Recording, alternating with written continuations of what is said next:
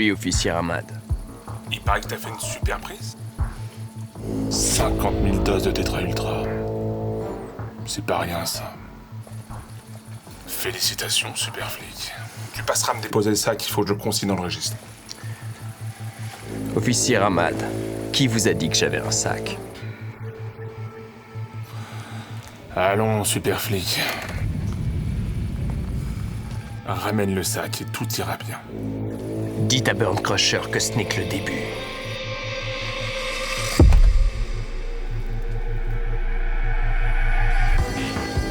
Dans l'ombre, la lumière.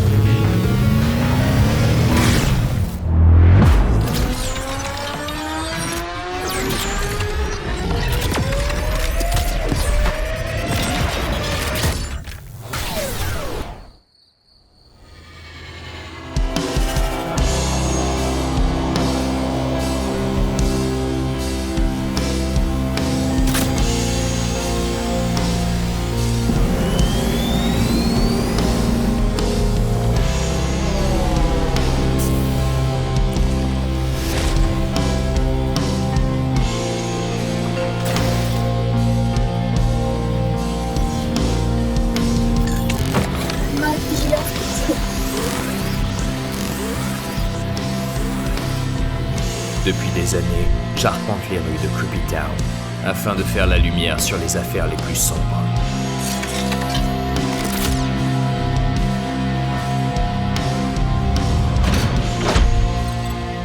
À chacune de mes enquêtes, je m'efforce de rassembler des preuves pour tenter de découvrir la vérité, dans l'espoir qu'un jour, justice soit rendue.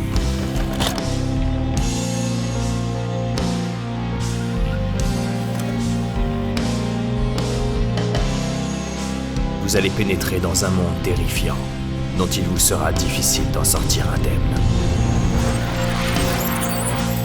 Bonjour à vous qui verrez cet enregistrement. Je suis l'inspecteur Magic Jack.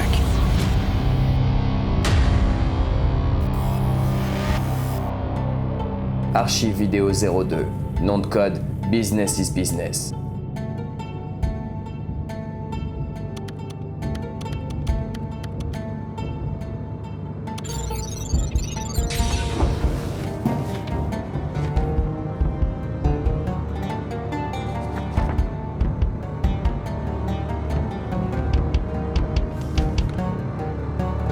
Le trafic d'animaux est aujourd'hui considéré comme étant aussi lucratif que la vente d'armes ou de drogue. Il se positionne en tête des activités criminelles et rapporte plus de 200 milliards de dollars par an. Beaucoup pensent que les animaux tués servent à produire de la fourrure ou des objets de décoration réservés à une classe riche et puissante. Mais la réalité est bien plus complexe et sombre qu'il n'y paraît. Parmi toutes ces espèces braconnées, on estime entre 500 et 600 millions de poissons tropicaux, 15 millions d'animaux à fourrure, 5 millions d'oiseaux, 2 millions de reptiles et 30 000 primates. Parmi les animaux les plus demandés, les reptiles ont vu leur commerce augmenter de 250% en 5 ans. Chaque année, des milliers de geckos, lézards et caméléons se retrouvent sur la liste des espèces les plus recherchées et trafiquées sur le globe. En dehors des reptiles, les oiseaux vivent une situation tout aussi catastrophique. Pour vous donner un exemple, les œufs de perroquet bleu sont des prises recherchées, pouvant se vendre à plus de 4 500 €. Ces œufs sont achetés en Amazonie à des chasseurs qui les vendent à moins de 5 € l'unité. Certains perroquets se vendant quant à eux à plus de 60 000 €. Imaginez-vous le bénéfice qui en est tiré pour les trafiquants. C'est d'ailleurs dans cette même région du monde que provient environ 10% du trafic d'animaux. Les conséquences sur les écosystèmes sont immenses et créent chaque année des bouleversements qui amènent à des chocs sociaux et sanitaires, comme nous avons pu l'observer en 2020, avec le Covid-19, potentielles conséquences de l'exploitation directe ou indirecte des pangolins et des chauves-souris. Ces animaux sont massivement trafiqués en Afrique, puis importés en Chine. Mais ceci fera l'objet d'une autre enquête. Car pour le sujet du Covid, tout reste encore très flou, et beaucoup de zones d'ombre persistent. Le constat est simple, plus une espèce est recherchée, plus elle est chère sur le marché noir. Plus elle est chère, plus elle est chassée, et donc plus les prix augmentent. En quelques années, ce genre de mécanisme suffit à lui seul à menacer la survie des espèces prisées par les braconniers.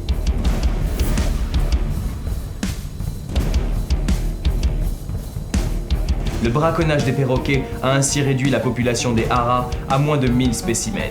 Le prix du thon rouge a grimpé à 5 760 € le kilo, tant cette espèce est devenue rare à cause de la pêche. Pour la vente aux enchères du début de l'année 2020, Kiyoshi Kimura, le PDG de la chaîne de restaurants Sushi Zanmai, a acheté un thon rouge de 276 kg pour 1,59 million d'euros. Mais le sujet de la surpêche fera l'objet lui aussi d'une autre enquête. En Asie, certaines espèces d'antilopes sont particulièrement recherchées pour leur laine, qui permet de tisser des châles qui seront revendus à plus de 3 000 € pièce. Cette laine chatouche, que je peux vous traduire par « roi des laines », est l'ingrédient indispensable dans la confection de ces vêtements. Comme chaque pièce nécessite 3 antilopes, leur trafic est extrêmement agressif et lucratif. Vous vous en doutez, cette entreprise criminelle est organisée par des groupes constituant l'une des branches les plus importantes du grand banditisme international. Toutefois, ce trafic n'est pas entretenu que par des personnes fortunées.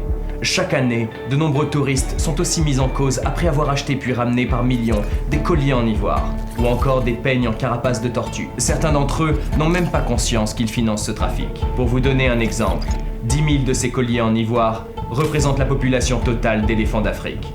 Cette espèce est exploitée jusqu'à son paroxysme.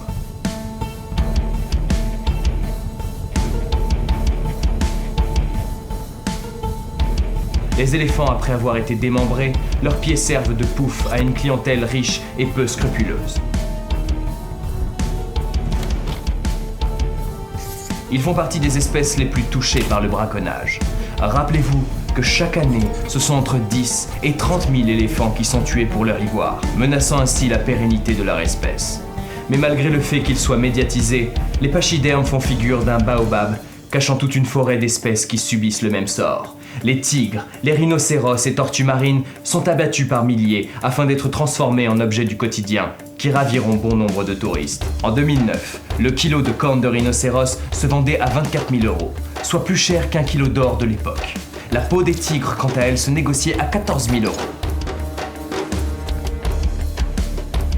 Je vais maintenant m'intéresser au cas des gorilles, qui ont longtemps été massacrés pour leur viande et qui font office de proie de choix pour les braconniers. Leurs mains servent, une fois découpées, de cendrier.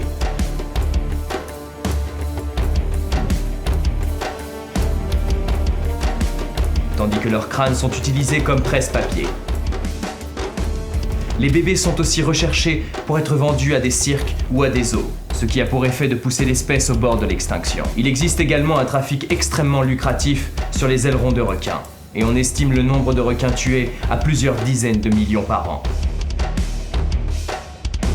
L'ONG Sea Shepherd lutte sans relâche depuis des années, mais encore une fois, cela fera l'objet aussi d'une prochaine enquête.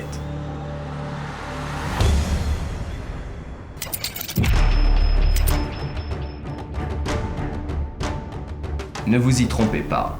Les personnes en charge de ce trafic ne sont pas vraiment de vieux braconniers armés de fusils rouillés. Le détournement et l'exploitation d'espèces fait appel à des forces lourdement armées, munies de systèmes de surveillance avancés, de GPS et de véhicules rapides. Les profits sont immenses, et à ce titre, les forces armées qui l'organisent et le font vivre sont entraînées. La chaîne du trafic est longue et complexe et fait appel à une quantité importante d'intermédiaires. À la source de ce trafic se trouvent les leaders du cercle criminel. Les espèces sont sélectionnées par ce cercle qui transmet par la suite ses ordres aux braconniers, qui eux font le sale boulot. Ceux-ci passent beaucoup de temps dans la nature. Ils sont ravitaillés par des gangs, en armes et en véhicules. Si les espèces commandées doivent être prises vivantes, les braconniers reçoivent une formation spécifique. À l'étage supérieur se trouvent les passeurs, qui récupèrent les animaux et qui les dissimulent soit dans des valises, soit directement sur eux dans des conditions désastreuses.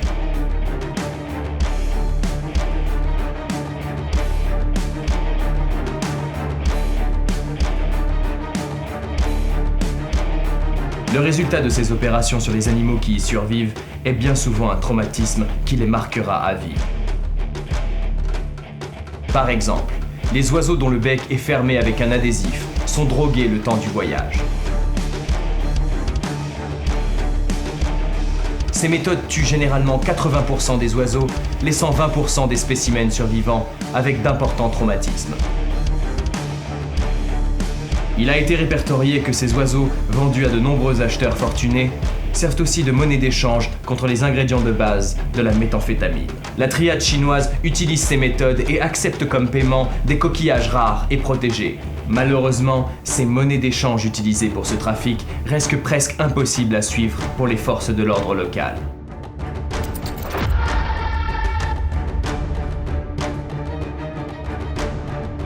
Le braconnage ne s'arrête pas au simple commerce d'animaux. En réalité, cette entreprise s'inscrit comme étant l'une des pierres angulaires des grandes organisations criminelles internationales et terroristes. Les groupes terroristes Al-Shabaab retirent d'immenses profits de leurs activités de braconnage d'éléphants et de rhinocéros, représentant potentiellement jusqu'à 40% de leurs revenus en fonction des années.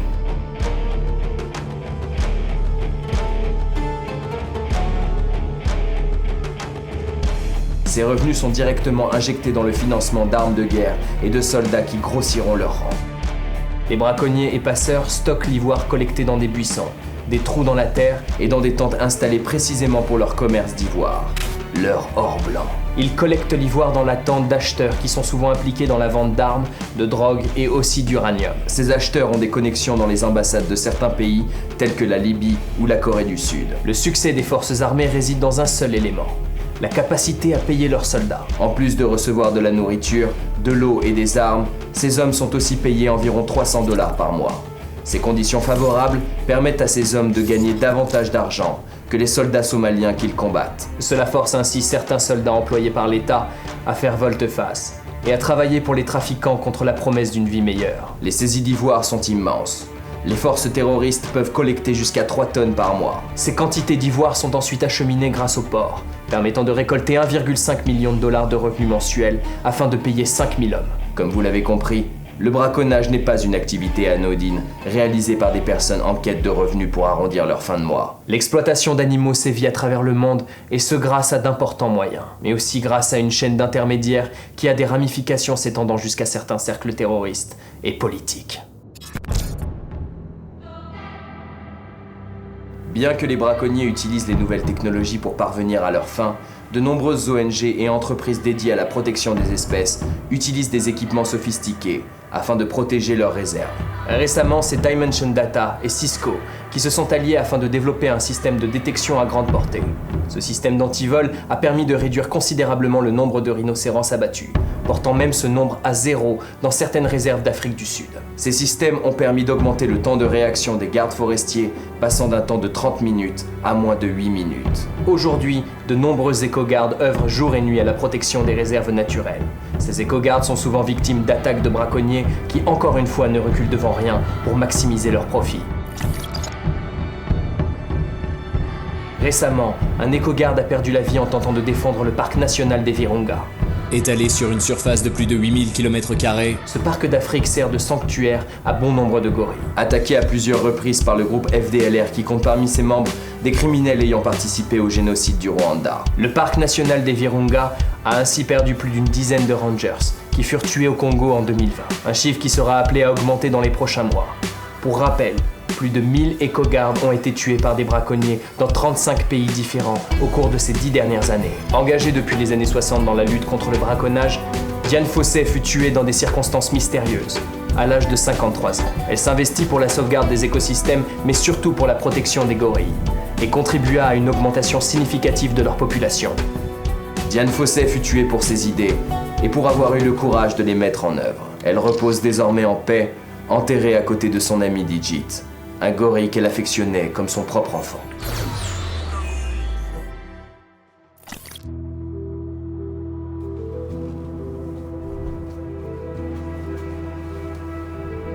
Ah, c'est pour moi. Hop. Tu aimes? C'est très bon.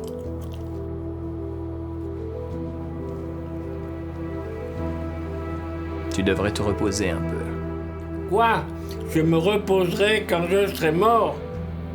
Occupe-toi de ton travail et laisse-moi faire le mien. Allez. 1, 2 et 3. et 3. Giovanni était un maçon très respecté de son quartier. Il y a 5 ans, un soir alors qu'il rentrait chez lui, il attrape des gosses dealer de la tétra dans sa rue. Giovanni a défié le cartel en détruisant publiquement toute la tétra que les jeunes dealers avaient sur eux. Ce qui lui valut le surnom de Bad Nono, qui signifie mauvais grand-père. La semaine suivante, Burn Crusher a envoyé 2 de ses meilleurs hommes le tuer. Lui, sa femme et son fils. Ils lui ont brisé les os à coups de masse, puis l'ont laissé pour mort, baignant dans le sang de sa famille. Mais Bad Nono a survécu, et personne ne sait qu'il est en vie. Il attend patiemment que la timide et versatile justice vienne à lui. Et croyez-moi, elle viendra.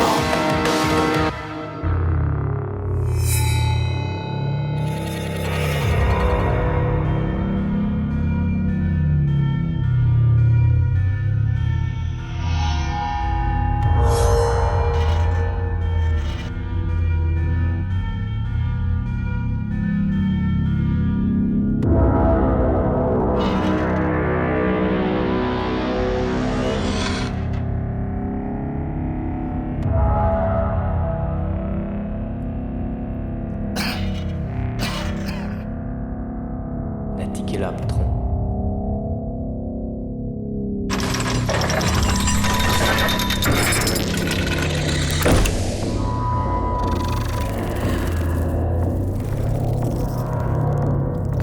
Je l'ai trouvé, patron.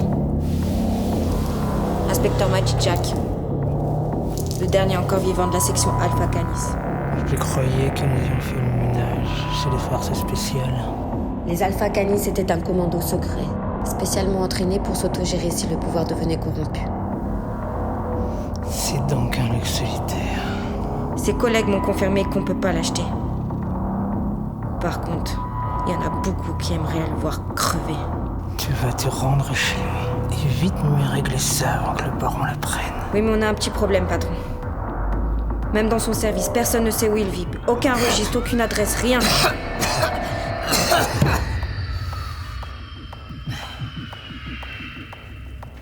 Alors on sait quoi sur ce chien? Il est diplômé en criminologie. Et c'est la crème de l'antiterrorisme. On sait aussi qu'avant d'être dans la police, il a suivi un cursus très poussé en chimie et un master en aéronautique à la Eisen University. Un des flics m'a dit qu'il menait aussi à son compte des enquêtes sur des trafics d'animaux. Comme c'est touchant. Mais c'est quoi le rapport avec notre business? Il y a des bruits qui courent qu'une de ses amies a fait une overdose avec un de nos produits. C'est vraiment regrettable. Et toi, Attic, qu'as-tu remarqué sur lui? C'est une pointure en mécanique. Sa caisse est complètement trafiquée, comme ses flingues. Et c'est pas du matos de flic, ça. Je pense qu'il fabrique tout lui-même.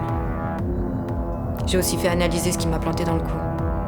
C'est un dispositif d'injection artisanale qui contenait 3 neurotoxines parmi les plus dangereuses au monde, dont le VR. Il y avait quoi me buter des milliers de fois en une seule dose. Je pense qu'il savait que tu étais une humaine génétiquement modifiée. Mais comme il ne savait pas exactement quel gène tu as en plus, il a préféré être prévoyant. Tu penses que c'est un GM aussi? Non, je pense même pas qu'il soit humain. Des amis ou de la famille pour le faire chanter? Rien, c'est un putain de fantôme. Mais ce qui est sûr, c'est qu'on a une balance dans nos rangs. Sinon on l'aurait jamais pu savoir pour la tétra. Quelles sont les pertes? 50 000 doses. Un demi-million.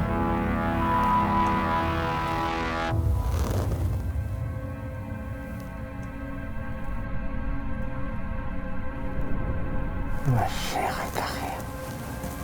Je compte sur toi pour me la ramener.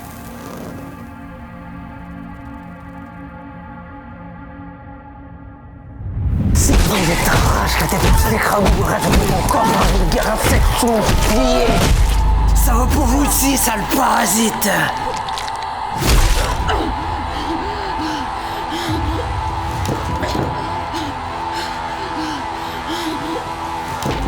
Dégagez!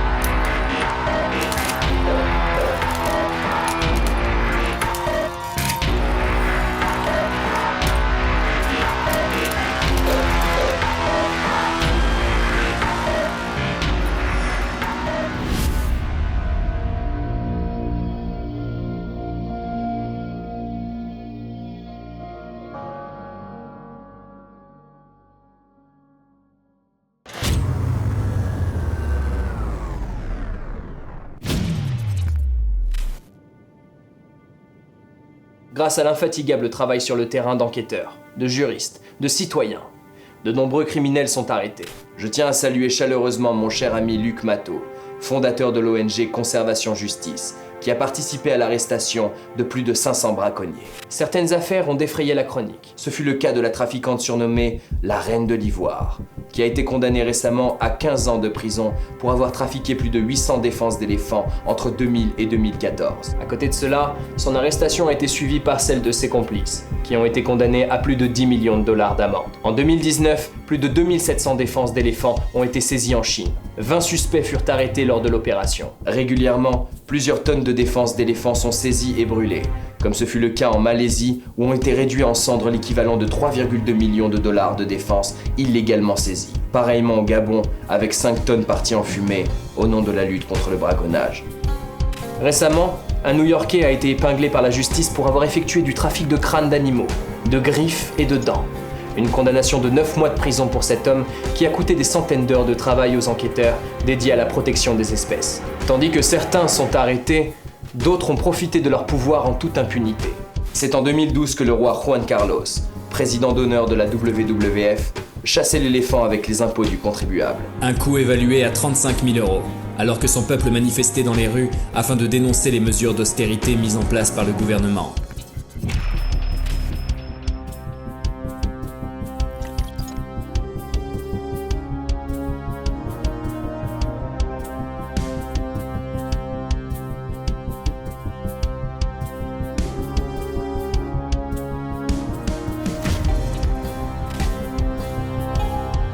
En France, ce sont des stars de télé-réalité qui se sont rendues fin 2020 dans un zoo à Dubaï, où les animaux sont accessibles à portée de main. Pour ne citer que certains exemples marquants, le zoo a donné accès aux couples à des promenades de singes en laisse, à des crocodiles dont la gueule est maintenue fermée, et aussi à des bébés tigres.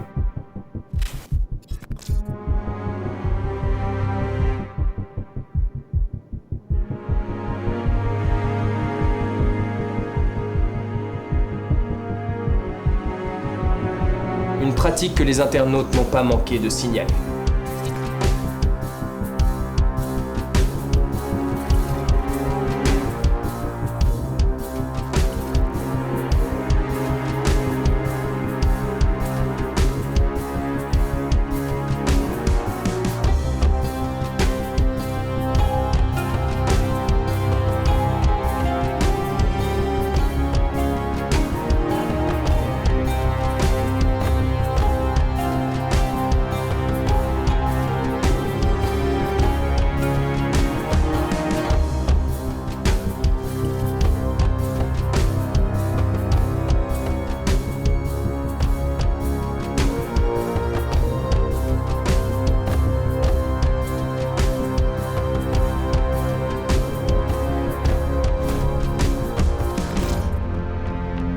Rappelons que l'une des armes les plus efficaces pour lutter contre le braconnage reste de ne pas y participer en tant qu'individu. Un conseil bien simple qu'aurait mieux fait d'appliquer Walter Palmer, dentiste du Minnesota, qui, amateur de chasse sportive, paya 50 000 € pour pouvoir tuer un lion.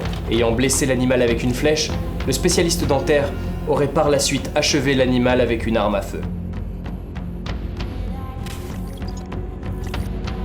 Penchons-nous sur le cas de Kendall Jones, une jeune américaine qui aurait par passion depuis ses 13 ans de chasser puis d'abattre des espèces parmi les plus recherchées du monde. Elle explique d'ailleurs être parvenue avant ses 14 ans à tuer le Big Five des animaux, c'est-à-dire l'éléphant, le lion, le léopard, le rhinocéros et enfin le buffle. Le fait que des influenceurs et des personnes fortunées puissent accéder et même tuer certains animaux d'Afrique peut sembler aberrant. Et pourtant certaines entreprises en font un business juteux, en proposant des safaris sur plusieurs jours, permettant de remporter des trophées. Les animaux tués sont empaillés et rapatriés dans le pays du chasseur contre le paiement de frais de trophée. En fonction des pays d'Afrique où le safari est pratiqué, le coût du trophée est évalué à une fourchette allant de 600 € pour les phacochères à plus de 110 000 € pour un rhinocéros blanc.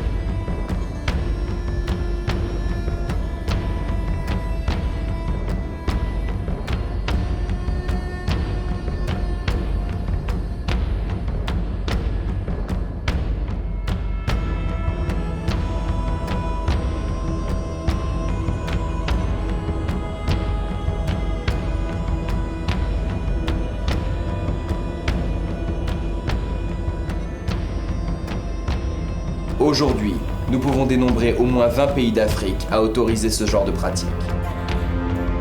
Un désastre pour les écosystèmes.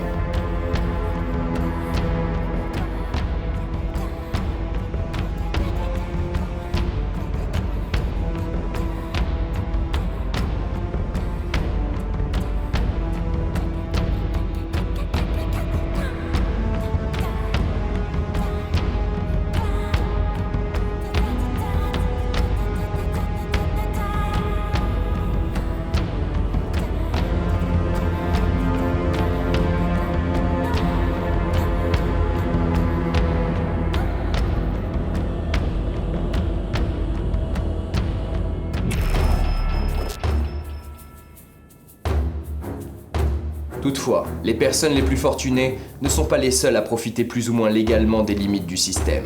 Certaines grandes marques ont aussi été épinglées par les autorités américaines. Les enquêtes révèlent qu'entre 2003 et 2013, plus de 5600 articles ont été saisis, car ils contenaient du cuir fait en peau de reptile. Il est question ici de sacs et de chaussures qui ont pu être liés à un trafic illégal d'animaux sauvages.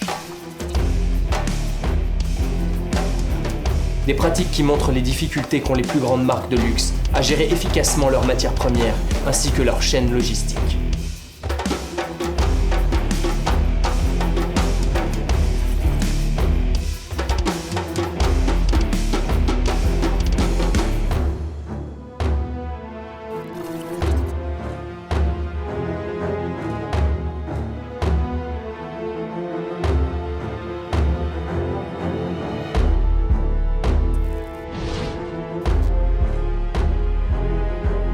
Après un tel constat, une question se pose. Que pouvons-nous faire ?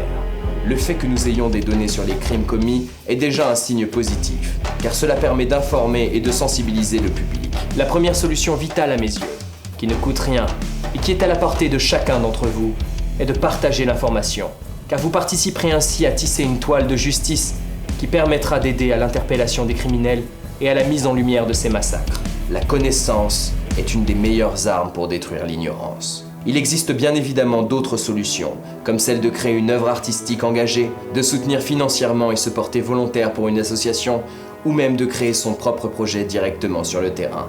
Votre imagination est votre seule limite. L'ancien sniper Damian Mender a créé une armée de 400 rangers qui ont pour vocation de sauver la faune locale. Cette unité d'élite est composée uniquement de femmes Akashinga, qui consacrent leur vie à protéger les espèces. En Afrique, l'ONG VetPow recrute des vétérans de l'armée américaine afin de faire face au braconnage, avec les meilleures techniques militaires à leur disposition. Autre exemple notable sur le continent africain, Eagle Network et Eagle Enforcement œuvrent chaque jour à l'arrestation de groupes de braconniers. L'ONG en a arrêté plus de 2000. Eagle Network collabore directement avec les forces de l'ordre en supervisant la bonne conduite des opérations. Alors que les gouvernements peinent à repousser les assauts des braconniers, des écoterroristes, des touristes fortunés et des citoyens ont décidé d'agir de manière plus radicale.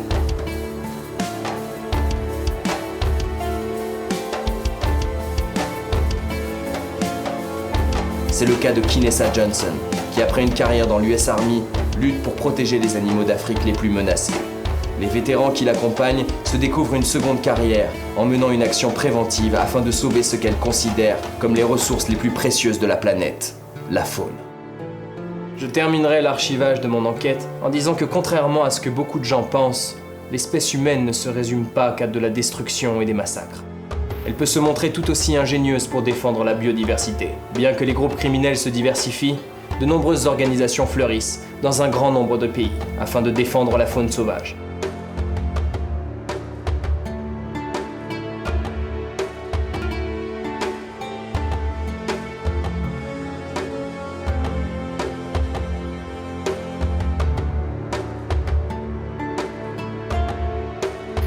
Vous qui verrez cette enquête, merci de m'avoir écouté. Dossier confidentiel 02, clos.